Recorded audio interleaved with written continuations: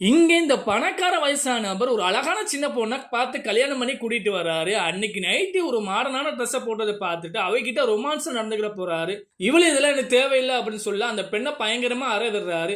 அடுத்த நாள் இந்த 2 பேரும் வீட்டுல உட்காந்து ஜெஸ்ஸி விளையாடுறாங்க. இந்த பொண்ணு அந்த பணக்கார நபரை தோக்கடிச்சிடுறா. இந்த வயசான நபர் என்ன ஏன் இப்படி பண்ணனா அப்படின்னு சொல்லி அவளுடைய கன்னத்துல ஒரு அறை விடுறான். மறுநாள் இந்த 2 பேரும் ஒரு காட்டு பகுதியில ஜாலியா நின்று பேசிட்டு இருக்காங்க. அப்பவும் இந்த வயசான நபர் அவளை பார்த்துட்டு கண்டுபிடிக்க போறாரு. அவளும் இதெல்லாம் வேணாம் அப்படின்னு சொல்லி தள்ளி விடுறா. எதிர்பாராம அவர் கீழே விழுந்து தலையில அடிபட்டு படுத்த படுக்கை ஆகிறாரு. அந்த வயசான நபரை கவனிக்க ஒரு நபரை நியமிக்கிறாங்க. அவரும் அந்த வயசான நபரை நல்லா கவனிக்கிறாரு. கொஞ்ச நாள் போன உடனே அந்த பொண்ணு நபரும் க்ளோஸா பழக ஆரம்பிக்கிறாங்க.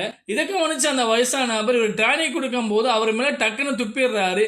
இவரும் கோவத்துல அங்க இருந்த தலகாணியை வச்சு கொல்ல பாக்குறாரு. ஆனா பயத்துல அப்படியே விட்டுட்டு போயிடுறாரு. கொஞ்ச காலத்துல அந்த வயசான நபர் இறந்து போயிடுறாங்க. என் அண்ணன் இறந்து போனதுல சந்தேகமா இருக்கு அப்படின்னு சொல்லி அவருடைய தம்பி கம்ப்ளைண்ட் கொடுக்க ஆரம்பிக்கிறாரு. அந்த போலீஸ்காரன் அந்த ஹெல்ப்பரை கூட்டிட்டு போய் விசாரிக்க ஆரம்பிக்கிறான். இவரும் பயத்துல ஒன்னாலதான் நடந்துச்சா அப்படின்னு சொல்லி இனிமே எனக்கு தேவையில்லை அப்படின்னு சொல்லி கிளம்புறாரு.